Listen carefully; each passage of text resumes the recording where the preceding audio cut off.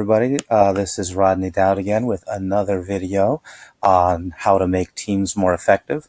And the topic of this video is why teams often don't learn from failure and what we can do to make sure that they actually do learn from failure. Now, I define not learning from failure as not seeing, if you don't see an improvement in performance after a failure, then no learning happened from that failure. All right. Now, I'll tell you what the principles are, but I want to give you an example that illustrates it first, and then I will give you the principles that you can apply to your own situation. So here's the example.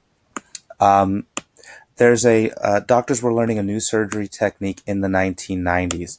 It's a technique called coronary artery bypass graft. And it's a really important heart way to fix problems in the heart. Now, here's the thing. In the old days, you had to stop the heart in order to do the surgery. And unfortunately, that sometimes left patients with brain damage. So they would have cognitive difficulties after. Now, of course, cognitive difficulties is better than being dead. So they still would do the surgery.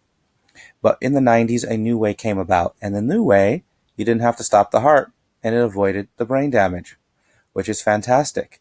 However, doctors didn't learn this procedure in medical school, so doctors around at the time had to learn the procedure with existing patients.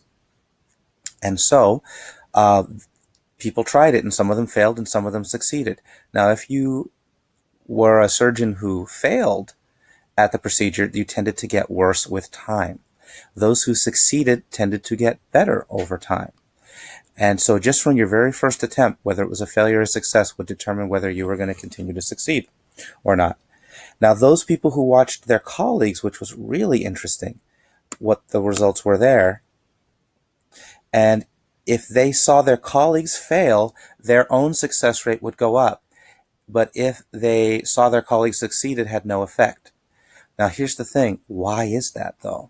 And how does that relate to the idea of why teams don't learn from failure? There's something called self-serving bias. And here's what that means.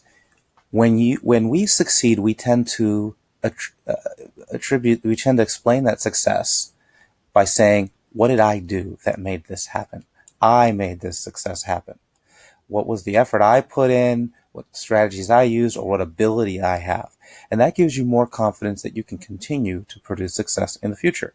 Now, by the way, people who succeed and then get scared don't make those explanations. They make other explanations, like maybe I just got lucky, and so next time they don't have a greater chance of succeeding. But the typical person has a self-serving bias.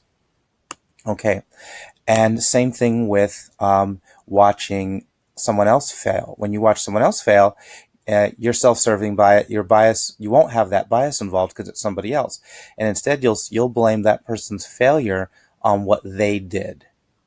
Now, that person made a mistake here, that person made a mistake there. And then what happens is you can learn from that person's failure and that person's mistake as a result, because you're not saying, oh, it's something like it's out of their control. You're saying it was in their control, which also means that you think that you could avoid making that mistake, which gives you more confidence.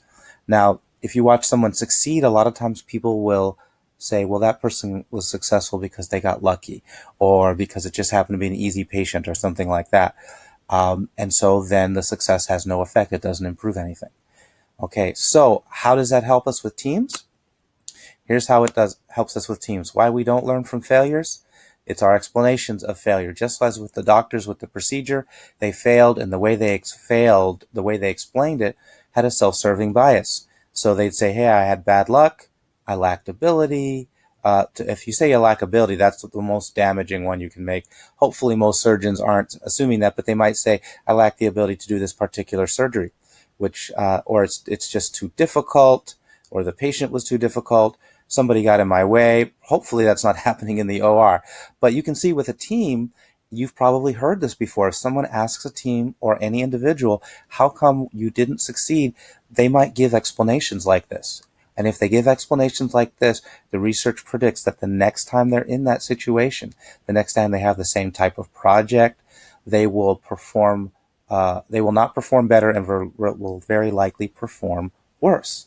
So what do? How do we help them?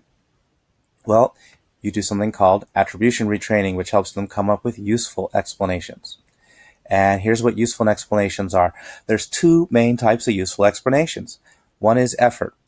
Most of the time when you're dealing with people in the workplace, most people are putting in a pretty good amount of effort. But if they're not, if they can attribute it to low effort, I just didn't try hard enough. However, this one doesn't go over too well a lot of the time. So I don't often suggest bringing that up. You can teach people about this and hope that they will reflect on it themselves.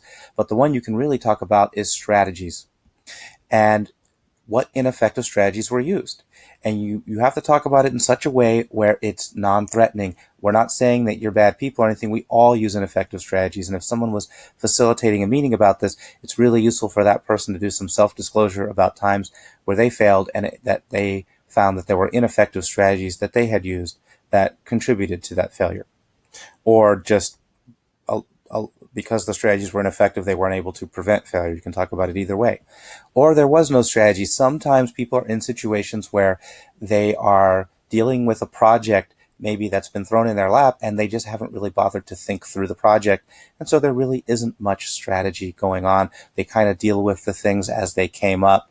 And again, there probably is low effort there, but no one came up with a strategy, or they didn't really do much brainstorming or problem solving to solve different issues that came up.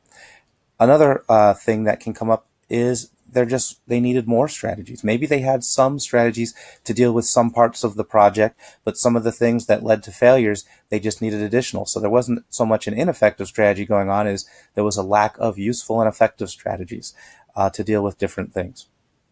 And again, a lot of times that ties back into effort, but sometimes it just ties into who knows why they didn't come up with them. And we don't even need to get into that. You only want them to change how they explain the failure. If they explain it in a way that makes them say, I could improve it next time. That's all that it will take to improve performance. So nobody has to get into an issue with blaming someone. Why didn't you think of an effective strategy? That's not going to help. It's only going to make people defensive, and it's going to keep them from rethinking their explanations.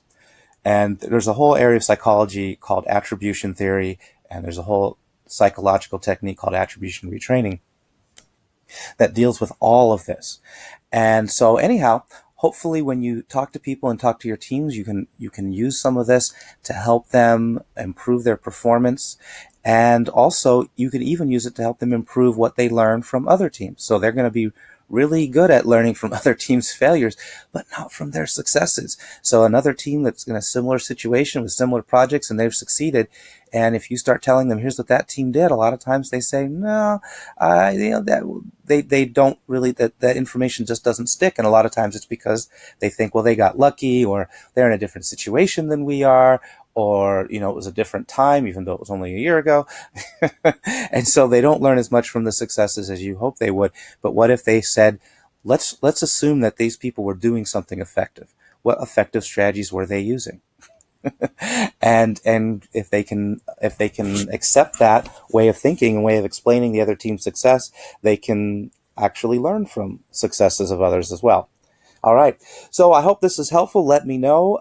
There will be in this video somewhere a place for how you can contact me to find out more information. I mean, underneath the video, most likely if it's on YouTube, but if it's somewhere else, it'll be somewhere on the page. And let me know if you have any questions. Please leave a comment in whatever way of leaving a comment there is when you found this video. Thank you so much, and have a great day.